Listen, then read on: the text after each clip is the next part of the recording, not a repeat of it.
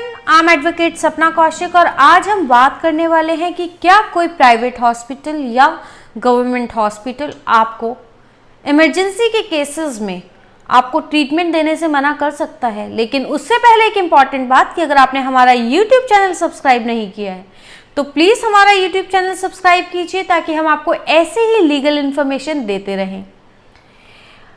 Article 21 of Indian constitution हर भारतीय नागरिक को जीवन जीने का अधिकार देता है। आर्टिकल 21 कहता है that no person shall be deprived of his right to life and personal liberty except if established by law. यानी कि हर भारतीय नागरिक को अपना जीवन जीने का अधिकार है और उससे ये अधिकार नहीं छीना जा सकता। और अगर कोई भी प्राइवेट हॉस्पिटल या गवर्नमेंट हॉस्पिटल आपको ट्रीटमेंट देने से मना कर देता है तो ये आपके जीवन जीने के अधिकार का उल्लंघन है, आपके फंडामेंटल राइट का वायलेशन है, आपके ह्यूमन राइट्स का वायलेशन है। सुप्रीम कोर्ट ने बहुत बार अपने जजमेंट्स में क्लियरली कहा है कि अगर कोई भी प्राइवेट हॉस्पिटल या गवर्नमेंट हॉस्पिटल किसी भी व्यक्ति को इमरजेंसी केसेस में ट्रीटमेंट देने से मना करता है किसी भी कारण से, चाहे वो पैसा हो कि किसी व्यक्ति के पास पैसा नहीं है प्राइवेट हॉस्पिटल को देने के लिए, वो एडवांस में पैसे नहीं जमा करवा सकता है, या बेड्स की कमी है, या कुछ भी कोई भी रीजन है, अगर इमरजेंसी केसेस में किसी भी व्यक्ति को ट्रीटमेंट नहीं दिया जाता है तो ये उसके फंडामेंटल राइट्स का वायलेशन है। और अगर कोई प्राइवेट हॉस्पिटल किसी व्यक्ति को किसी भी कारण से ट्रीटमेंट देने से मना कर देता है इमरजेंसी केसेस में तो प्राइवेट हॉस्पिटल का लाइसेंस तक कैंसिल किया जा सकता है।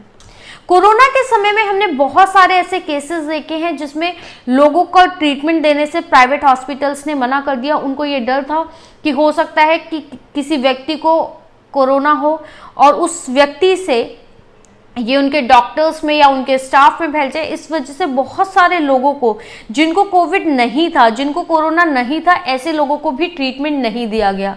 रिसेंटली मैंने एक केस पढ़ा फेसबुक पर जिसमें था कि एक लेडी जो कि 8 मंथ प्रेग्नेंट थी, उनका किसी गायनेकोलॉजिस्ट के पास ट्रीटमेंट चल रहा था जिनका खुद का प्राइवेट क्लिनिक था, और लॉकडाउन की वजह से उन्होंने अपना क्लिनिक बंद कर दिया और उन्होंने उस लेडी को ट्रीटमेंट देने से मना कर दिया जबकि उनकी बहुत क्रिटिकल सिचुएशन थी। फाइनली जब उन्हें बार बार कॉल किया गया तो उन्होंने कॉल रिसीव किया और उनको अपने प्राइवेट क्लिनिक पर बुलाया, लेकिन उनसे कंडीशन रख दी कि आप पहले अपना कोरोना टेस्ट करवाइए और उसके बाद मैं आपका ट्रीटमेंट करूंगी। जबकि उस वक्त उनकी क्रिटिकल सिचुएशन थी, उनका बीपी बहुत ज़्यादा बढ़ा हुआ था, उनका शुगर बढ़ा हुआ था, लेकिन फिर भी उन्होंने उनको ट्रीटमेंट देने से मना कर दिया।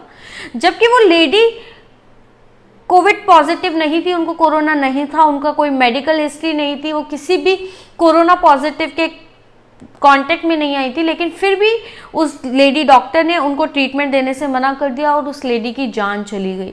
तो उसकी जिम्मेदारी किसकी थी?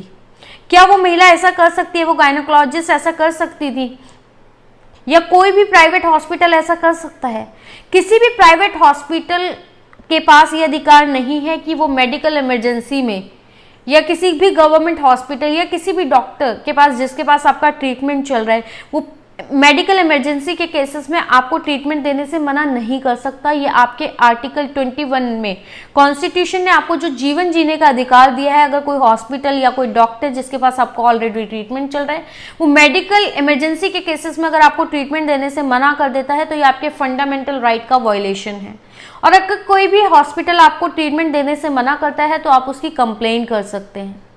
अगर आपका किसी भी हॉस्पिटल में पहले से ट्रीटमेंट चल रहा है और आपको कोई ट्रीटमेंट देने से मना करता है तो आप उसके अगेंस्ट कंप्लेन कर सकते हैं। आप स्टेट या सेंट्रल हेल्थ मिनिस्ट्री में कंप्लेन कर सकते हैं।